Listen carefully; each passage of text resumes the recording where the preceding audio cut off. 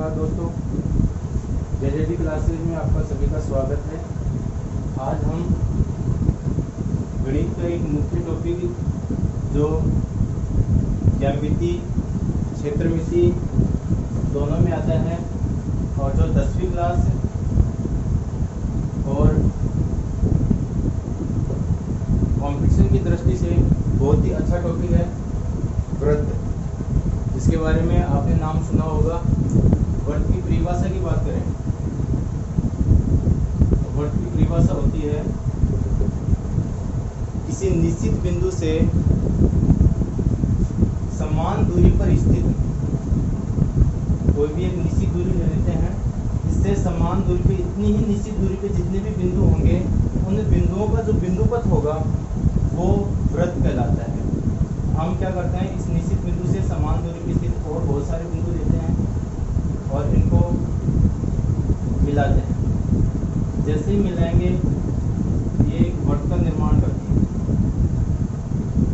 जो आप ये निश्चित बिंदु ले रहे हैं उसको बोलते हैं केंद्र बिंदु, और जो ये निश्चित दूरी ले रहे हो इस केंद्र बिंदु और इन बिंदुओं के जो बीच की निश्चित दूरी है इसको बोलते हैं त्रिज्या। जब त्रिज्या को आप दूसरी तरफ बढ़ाओगे तो ये वृत्त को दूसरी जगह से काटेगी। इस प्रकार जो प्राप्त रेखाखंड है एपी, इसको हम व्यास बोलते हैं, जो त्रिज्या का जस्ट दुगुना होता है। इस पूरे एपी को क्या बोलेंगे, व्यास। जो त्रिज्या क्या होता है, दुगुना होता है। कई बार क्वेश्चन में क्या होगा, हमें व्यास दिया गया होगा तो हम त्रिज्या कैसे निकालेंगे, इस व्यास को आधा करके। और यदि त्रिज्या दी गई और व्यास निकालना हो तो हम क्या करते हैं, त्रिज्या को दुगुना करके क्या निकालते हैं, उसका व्यास निकालते हैं। ये है त्रिभुज वृत्त की बेसिक चीजें, इसकी परिभाषा, इसका ये बेसिक जो नॉलेज है। केंद्र बिंदु क्या होता है, त्रिज्या क्या होती है, व्यास क्या होता है। अब और भी समतलीय आकृतियों की बात करें तो ये सारी समतलीय आकृतियां, इनमें दो चीजें महत्वपूर्ण होती हैं। एक तो होती है इसका परिमाप और परिधि,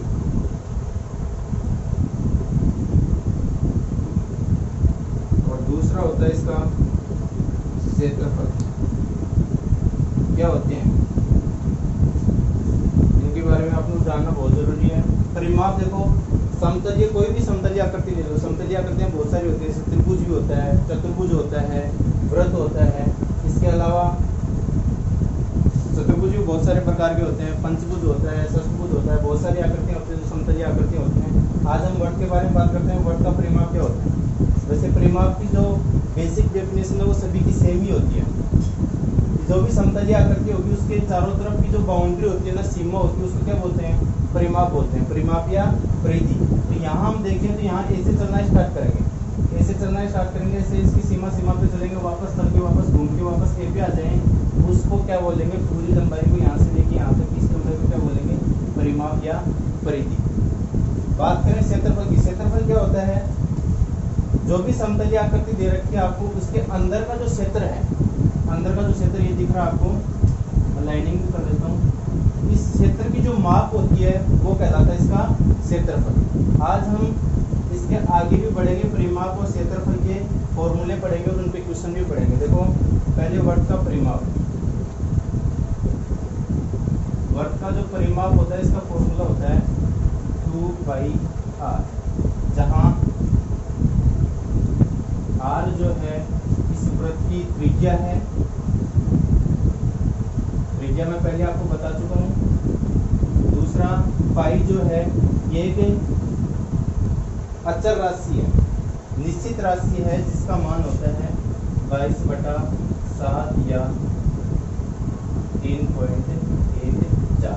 ये अपने क्वेश्चन पे डिपेंड करता है, क्वेश्चन में कौन सा आपको मान दे रखा हो वो हमें रखना पड़ेगा। यदि कुछ भी नहीं दे रखा हो तो आप 22/7 रख सकते हैं। इसके अलावा बात करें तो वृत्त का क्षेत्रफल। वृत्त का क्षेत्रफल का जो फॉर्मूला होता है वो होता है πr²। पाई और आर के बारे में मैं पहले आपको बता चुका हूँ, दोबारा नहीं बता रहा हूँ।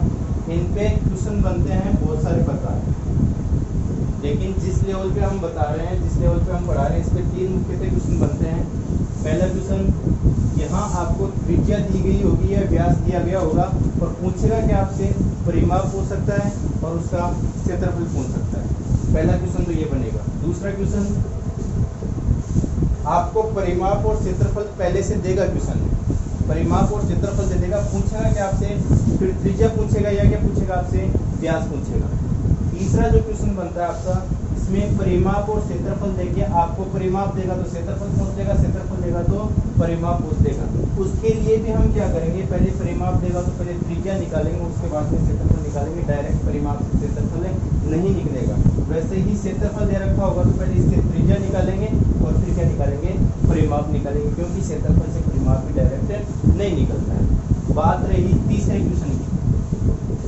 तीसरे क्वेश्चन में क्या करता है, वहाँ अपने यहाँ इस क्वेश्चन में त्रिज्या आपको दी गई होगी और इसमें आपको खर्चा पूछेगा। और खर्चा काहे का पूछेगा, हो सकता है बाउंड्री के ऊपर तार लगाने का खर्चा पूछे, उसके ऊपर उस क्षेत्र में घास उगाने का खर्चा पूछे, उस पर मिट्टी डालने का खर्चा पूछे, कुछ भी पूछते।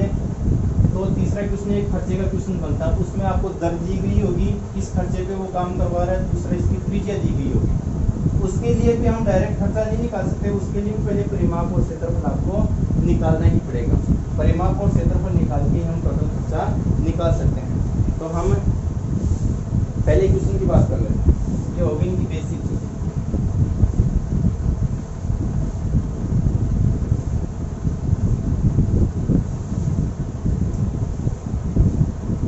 पहला क्वेश्चन, यदि वृत्त की त्रिज्या 7 सेंटीमीटर हो तो ज्ञात कीजिए। पहला क्या पूछ सकता है आपसे, इसका परिमाप पूछ सकता है, दूसरा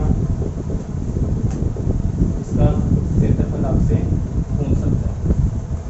तो करना क्या आपको, वर्त का परिमाप और वर्त का क्षेत्रफल दोनों में आपको बता चुका हूँ। वर्त का जो परिमाप होता है वो होता है 2 पाई आर। पाई का मान मैं बता चुका हूँ 22/7 होता है। आर का मान आपको क्वेश्चन में दिया हुआ है, रख दो, 2 गुना 22/7 गुना आर। 7 से 7 कैंसिल हो जाएगा, 2 को 22 से गुना करेंगे 44 सेंटीमीटर। परिमाप जो है इसकी इकाई सेंटीमीटर में ही आएगी, ना स्क्वायर लगेगा ना क्यूब लगेगा, क्योंकि यहाँ देखो आर को एक बार ही काम में ले रहे हो, इसलिए यहाँ क्या आएगा, केवल सेंटीमीटर। त्रिज्या, लंबाई, ऊंचाई, चौड़ाई जो कि सारी की यूनिट क्या आएगी, केवल सेंटीमीटर आएगी। लेकिन जब क्षेत्रफल और आयतन की बात करेंगे, आयतन तो आगे बढ़ाएंगे, लेकिन क्षेत्रफल की बात करें उसकी इकाई आती है सेंटीमीटर स्क्वायर। वो क्यों आती है वो भी देखो। वर्त का क्षेत्रफल, वर्त का जो क्षेत्रफल है इसका फॉर्मूला होता है पाई आर स्क्वायर। पाई का मान 22/7 गुणा आर का मान कितना, 7 गुणा 7। यहाँ देखो आर 2 जगह आ रहा है, तो सेंटीमीटर गुणा सेंटीमीटर क्या हो जाएगा, सेंटीमीटर स्क्वायर। 7 से 7 कैंसिल, 22 को 7 से गुणा करेंगे 154 सेंटीमीटर स्क्वायर। सबसे जो बेसिक क्वेश्चन है वर्त का यही है, आपको त्रिज्या देगा और क्या पूछेगा आपसे, परिमाप और क्षेत्रफल। हो सकता है इसकी जगह चेंज हो जाए, त्रिज्या की जगह व्यास दे दे, तो पहले आपको क्या करना है, व्यास को आधा करके त्रिज्या निकाल दिए। ये हो गया पहला क्वेश्चन। दूसरा क्वेश्चन, यहाँ आपको परिमाप और क्षेत्रफल पहले से दिया हुआ होगा क्वेश्चन में, फिर आपसे क्या पूछेगा, या तो उसकी त्रिज्या पूछ सकता है, या इसका परिमाप पूछ सकता है, या इसका क्षेत्रफल पूछ सकता है। दूसरा क्वेश्चन, यदि वर्त का परिमाप 154 सेंटीमीटर हो तो याद कीजिए। क्या क्या पूछ सकता है, सारी क्वेश्चन को एक साथ ही बता रहा हूँ। पहला, वृत्त की त्रिज्या या व्यास। यदि त्रिज्या निकल जाएगी तो व्यास भी हम आसानी से निकाल सकते हैं। दूसरा, वृत्त का क्षेत्रफल। यदि यहाँ परिमाप की जगह क्षेत्रफल दिया गया होगा तो फिर आपसे क्या पूछेगा, परिमाप पूछेगा। तो इसमें देखो आपको क्या करना, उसमें तो हम यदि त्रिज्या दे रहे हैं तो डायरेक्ट फॉर्मूले में मान रख के परिमाप और क्षेत्रफल निकाल रहे थे। इसमें हमें क्या करना है, यदि परिमाप दिया गया होगा तो हम क्या करेंगे, उस परिमाप को परिमाप के फॉर्मूले के बराबर रखेंगे। जैसे परिमाप का फॉर्मूला क्या है 2 पाई r, इसके इज इक्वल टू में रखेंगे कितना 154 सेंटीमीटर, तब जाके हम किसका मान निकाल पाएंगे त्रिज्या का। यदि क्षेत्रफल दिया होता तो फिर यहाँ किसका फॉर्मूला था, क्षेत्रफल का फॉर्मूला, तो लिखते हैं पाई r स्क्वायर बराबर 154, समझ रहे हो। तो यहाँ हमें r का मान निकालना है। r का मान निकालने के लिए बाकी दो चीजें इसके जो साथ में है इनका हमें पक्षांतरण करना पड़ेगा। या तो आप चाहो तो पहले पक्षांतरण कर लो, यदि पहले नहीं कर रहे तो पहले पाई का मान रख के फिर पक्षांतरण कर लो। बात ये कि यहाँ से भी क्या निकालनी है, त्रिज्या निकालनी है। तो मैं मान रख रहा हूँ पहले 2 गुणा पाई का मान 22/7 गुणा r का मान हमें नहीं दे रखा, r का मान आपसे पूछा है, तो r का मान r आ जाएगा बराबर 154 से। यहाँ से हम r के अलावा जितने भी आंकड़े हैं, जितने भी नंबर हैं, इनका क्या करेंगे, पक्षांतरण करेंगे। पक्षांतरण का जो तरीका होता है वो ये होता है, यदि प्लस में कोई संख्या है इधर तो वो उधर जाके माइनस में होती है, माइनस की जो संख्या है वो उधर जाके प्लस में जाती है, और यदि कोई संख्या गुणा में है तो वो जाके भाग में जाएगी, और जो भाग में वो जाके गुणा में जाएगी। यहाँ जो संख्या है ना वो गुणा और भाग में प्लस और माइनस कहीं भी नहीं है। यहाँ नीचे जो भाग वाली संख्या है 7 ये तो चली जाएगी ऊपर गुणा में, और जो गुणा वाली संख्या है वो सारी की सारी संख्या कहाँ चली जाएगी, नीचे भाग में। यहाँ केवल बचेगा r बराबर 154 सेंटीमीटर, इसका पक्षांतर नहीं किया आपने, ये इधर ही है 154, 7 ऊपर जाके गुणा में चला जाएगा, नीचे जो गुणा वाली संख्या है ये नीचे आ जाएगी 2 गुणा 22। यहाँ से आप हल करके इसका मान निकाल सकते हो, 22 अंक 154, ठीक है। और साथ ही 49/2 ये होगी इसकी त्रिज्या। यहाँ से आप काट के लिख सकते हो, 49/2 को काटोगे तो यहाँ से आ जाएगा 24.5 सेंटीमीटर। नहीं भी काटते हो तो कोई दिक्कत नहीं, ये आंसर आपका हो जाएगा। यहाँ से यदि व्यास निकालना चाहो तो फिर क्या करना है, त्रिज्या को दुगुना करना है, 2 से गुणा करोगे तो 49 सेंटीमीटर इसकी क्या आ जाएगी, व्यास आ जाएगी। अब इसमें क्वेश्चन बनता है आगे वर्ग का क्षेत्रफल निकालो, और वर्ग का क्षेत्रफल पहले ही बता चुका हूँ, डायरेक्ट वर्ग का क्षेत्रफल आप परिमाप से नहीं निकाल दोगे। यदि डायरेक्ट ये क्वेश्चन भी पूछा तो पहले आपको त्रिज्या निकालनी पड़ेगी, ये तो मैंने बता दिया, हालांकि 2 क्वेश्चन बना दिए। कई बार क्या होता है कि परिमाप देके आपको डायरेक्ट क्षेत्रफल पूछते हैं, तो आप त्रिज्या तो निकालोगे ही निकालोगे, बिना त्रिज्या के आप क्षेत्रफल नहीं निकाल सकते। तो यहाँ हम क्षेत्रफल की बात कर लेते हैं, क्योंकि हम त्रिज्या निकाल चुके हैं, हम आराम से क्षेत्रफल निकाल सकते हैं। क्षेत्रफल का फॉर्मूला मैंने बता दिया था पहले, पाई r स्क्वायर, पाई का जो मान है 22/7, r का मान अभी आपने निकाल लिया 49/2 गुणा 50/2। यहाँ से आप काट के इसको हल कर लेना, जो भी आंसर आ जाएगा वो आंसर आ जाएगा। आगे मैं हल नहीं कर रहा हूँ, आप खुद कर लेना। ये इसका क्या निकल जाएगा, क्षेत्रफल निकल जाएगा। एक क्वेश्चन और बनता है इसमें, जो बहुत ही अच्छा क्वेश्चन है। इसमें क्या होगा, आपको डायरेक्ट नहीं कहेगा कि इसका परिमाप निकालना है कि क्षेत्रफल निकालना है। इसमें आपको ये कहेगा कि इसकी त्रिज्या है, इसके चारों तरफ बाउंड्री पे तारबंदी करनी है, तो उसका खर्चा ज्ञात कीजिए। इस खेत में आपको एक वर्ताकार खेत में उसमें मिट्टी डालनी है, उसका खर्चा ज्ञात कीजिए। उस वर्ताकार खेत में घास लगानी है, उसका खर्चा ज्ञात कीजिए। ऐसे खर्चे वाले क्वेश्चन बनते हैं इस पे।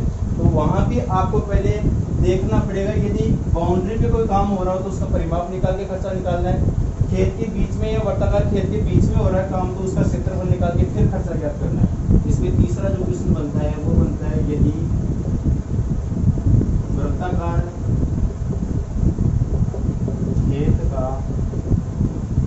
खेत की जो त्रिज्या है, कई बार त्रिज्या की जगह व्यास की जगह हो, तो व्यास वाले क्वेश्चन भी करोगे। वर्ताकार खेत का व्यास 14 सेंटीमीटर है, तो खेत के चारों तरफ तारबंदी करने का कुल व्यय ज्ञात कीजिए।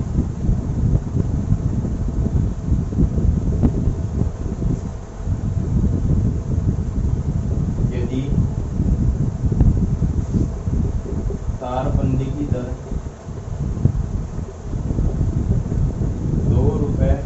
प्रति सेंटीमीटर स्क्वायर हो, प्रति सेंटीमीटर हो। इसकी जो दर दे दी ना आपको, वो दे दी 1 सेंटीमीटर का जो खर्चा है ना वो कितना है, 2 रुपए। और टोटल खेत के चारों तरफ बाउंड्री के तार लगाने का जो खर्चा है ना वो आपको ज्ञात करना है। वो आप तब ज्ञात कर पाओगे जब पहले आपको बाउंड्री की लंबाई पता हो।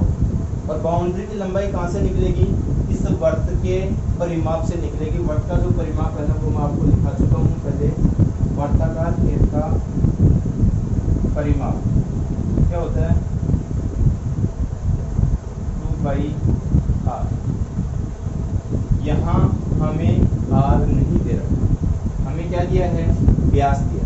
तो पहले हम क्या करेंगे, व्यास को आधा करके क्या निकालेंगे, त्रिज्या निकालेंगे। ये काम आप इसके ऊपर करना है, इसके ऊपर ये लिखने से पहले व्यास जो आपका दे रखा हुआ है 14 सेंटीमीटर, त्रिज्या निकालने को तो हम क्या करेंगे, 14 को आधा करेंगे, कितना आ जाएगा, 7 सेंटीमीटर। यह अभी आपकी त्रिज्या, इसमें मान रख दो 2 गुणा 22/7 गुणा 7, 7 से 7 कैंसिल, कितना है 44 सेंटीमीटर। ये आगे उस खेत की बाउंड्री की लंबाई, चारों तरफ की बाउंड्री जिसमें आपको तार लगाना है। इसका खर्चा आपको दे रखा है, 1 सेंटीमीटर का खर्चा कितना है, 2 रुपए। तो 44 सेंटीमीटर का खर्चा कितना हो जाएगा, 44 गुना 2, कुल खर्चा बराबर आ जाएगा 44 गुना 2 बराबर 88।